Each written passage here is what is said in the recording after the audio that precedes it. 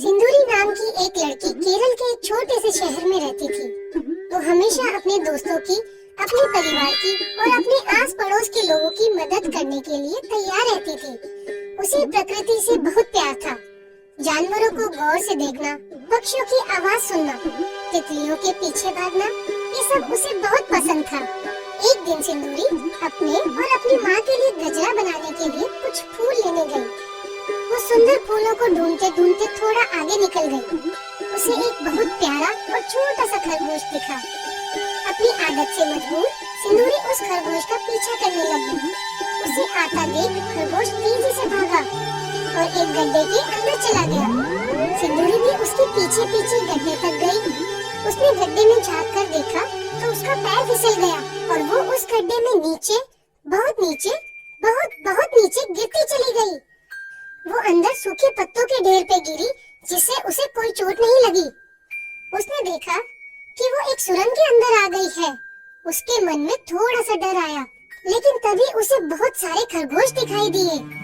वाह, इतने सारे खरगोश! मैंने इतने सारे खरगोश एक साथ पहले कभी नहीं देखे। कितने प्यारे हैं ये। मैं इन्हें अपनी गोद में उठाना चाहती हूँ। बहुत मुलायम होंगे ये सब। उन्हें देखते ही वो अपना डर भूल गई और उसके चेहरे पे एक प्यारी सी मुस्कान आ गई। इतने सारे खरगोश देखकर वो बहुत खुश हो गई थी। सभी खरगोश अपने बिल से अंदर बाहर कर रहे थे। सुरंग के हर कोने में कोई न कोई खरगोश था। उन्हें देखकर ऐसा लग रहा था जैसे वो कुछ ढूंढ रही हो। ये सब बड़े व्यस्त लग रहे हैं। कोई भी मेरे पास क्यों नहीं आ रहा? लगता है ये सब कोई काम कर रहे हैं। कहीं ये सुरंग इनका ऑफिस तो नहीं है? खरगोशों का ऑफिस। वो कुछ खरगोशों के पीछे जाने लगी। सुरंग के थोड़ा अंदर जाने के बाद उसे एक पत्थर दिखाई दिया। वो उस बड़े पत्थर पर बैठ गई और सभी खरगोशों को देखने लगी। अचानक उसे पत्थर के पास एक लकड़ी का छोटा सा डब्बा मिला। वो डब्बा हर तरफ से बंद था। सिंदूरी उस डब्बे का निरीक्षण करने लगी। अरे, ये डिब्बा कैसा है? बहुत पुराना डिब्बा लगता है ये। मैं इस डिब्बे में इलायची दाने रख सकती हूँ। इसे खोलकर देखती हूँ कि इसमें है क्या। लेकिन उसके खोलने से पहले ही उसे कुछ आवाज सुनाई पड़ी। उसने इधर उधर देखा तो उसके पास एक नीली आंखों वाला खरगोश खड़ा था। वो उसे ही देख रहा था। इतने सुंदर खरगोश देखकर सिंदूरी सब भूल गई थी। उसने वो डब्बा वहीं रखा और नीली आंखों वाले खरगोश के पास जाने लगी। वो खरगोश वहाँ से जाने लगा तो हमेशा की तरह सिंदूरी उसका पीछा करने लगी। खरगोश खुद से ही कुछ बड़बड़ाने लगा। अरे अरे, ये मेरे पीछे क्यों आ रही है? और ये है कौन? हाँ? क्या तुम बोल सकते हो? क्या मैंने तुम्हें अभी इंसानों की तरह बोलते हुए सुना? ये कैसे हो सकता है? शायद मैं कोई सपना देख रही हूँ। अरे, तुम कोई सपना नहीं देख रही। हम सभी खरगोश यहाँ बोल सकते हैं, लेकिन तुम हो कौन और यहाँ आई कैसे? ओह, तुमने मुझसे बात करी? मुझे तो अब भी विश्वास नहीं हो रहा। अरे लड़की, पहले ये बताओ तुम हो कौन और यहाँ कैसे आई हो? मेरा नाम सिंदूरी है। मैं एक खरगोश के पीछे जा रही थी और इस गड्ढे में गिर गई। वो खरगोश भी यहीं आया है। तुम्हें यहाँ से बाहर जाना होगा। तुम्हारे परिवार के लोग तुम्हें ढूंढ रहे होंगे। हाँ, ये तो मैंने सोचा ही नहीं। मेरी माँ बहुत चिंतित हो रही होंगी। लेकिन मैं बाहर जाऊंगी कैसे? मैं उस सुरंग को चढ़ नहीं पाऊंगी। क्या कोई और रास्ता नहीं है बाहर निकलने का? रास्ता तो है, लेकिन वो तुम्हें मिलेगा नहीं। हम भी उस रास्ते को कई सालों से ढूंढ रहे हैं। क्या? कई सालों से? नहीं, अब मैं बाहर कैसे निकलूंगी? ऐसा कैसा रास्ता है वो? वो रास्ता नहीं, एकमात्र उपाय है बाहर निकलने का। क्या उपाय है? बताओ मुझे। खरगोश को कुछ समझ नहीं आ रहा था कि उसे बताना चाहिए या नहीं, लेकिन सिंदूरी को बहुत उदास और चिंतित देखकर उसने उसे बताने का फैसला किया। एक अंगूठी है जिसके सहारे हम सब यहाँ से बाहर निकल सकते हैं। वो अंगूठी एक लकड़ी के डिब्बे में बंद है। और हम सब कई सालों से उस डब्बे को ढूंढ रहे हैं। खरगोश की बात सुनकर सिंदूरी को याद आया कि उसने लकड़ी का एक डब्बा वहीं कहीं कुछ देर पहले देखा था। वो भागते हुए उस पत्थर के पास पहुंची और डब्बा उठाकर खरगोश को दिखाया। कहीं आप इस डिब्बे की बात तो नहीं कर रहे? हाँ, यही है। लेकिन यह तुम्हें मिला कैसे?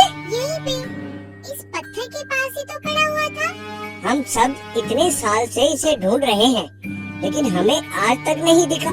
लेकिन तुम्हें आते ही ये डब्बा मिल गया, ये कैसे हो सकता है? शायद आप सबकी आंखें कमजोर हो गई हैं। मैं अपने घर में बहुत गाजर खाती हूँ। इस सुरंग में आपके ज्यादा गाजर नहीं मिलते होंगे ना? हाँ, शायद तुम सही हो। खरगोश को जादूगर की बात याद आ गई।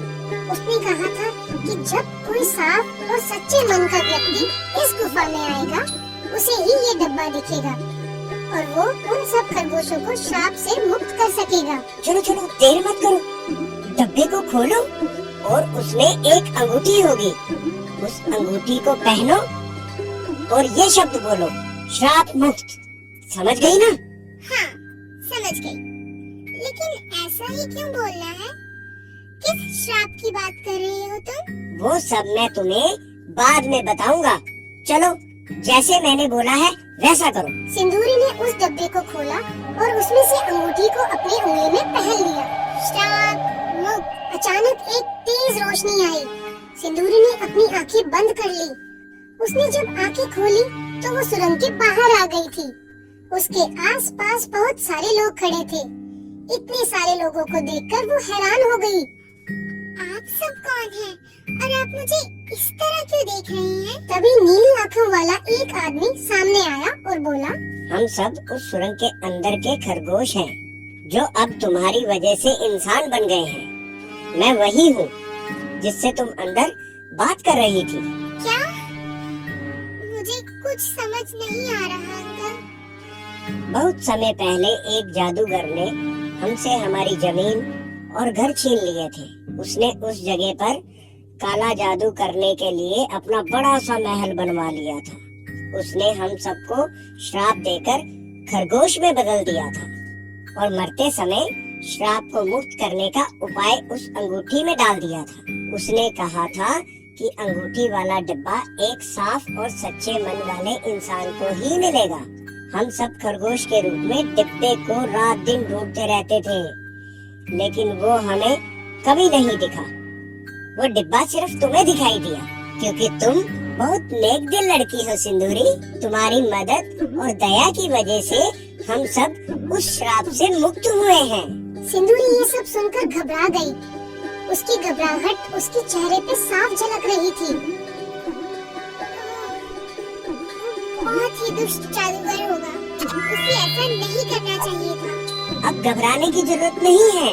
वो जादूगर अब मर चुका है और आज उसका श्राप भी खत्म। सिंदूरी को अब भी बात पूरी तरह समझ नहीं आ रही थी। उसे अपनी माँ की भी याद आ रही थी। उसने उस बात को भूलकर घर वापस जाने का सोचा। अच्छा है, ये लीजिए आपकी अंगूठी। मुझे अब घर जाना चाहिए। माँ परेशान हो रही है। उसे तुम रख लो, ये तुम्हारा उपहार है बेटी। ओह, धन्यवाद। सिंदूरी ने सबको अलविदा कहा और वहाँ से चली गई। वो कुछ दिन के लिए ऐसी दिलचस्प घटनाओं से दूर रहना चाहती थी, लेकिन ये सब अपनी माँ को बताने के लिए वो उत्सुक भी थी। उछलती कूदती वो अपने घर गई और माँ के गले लग गई।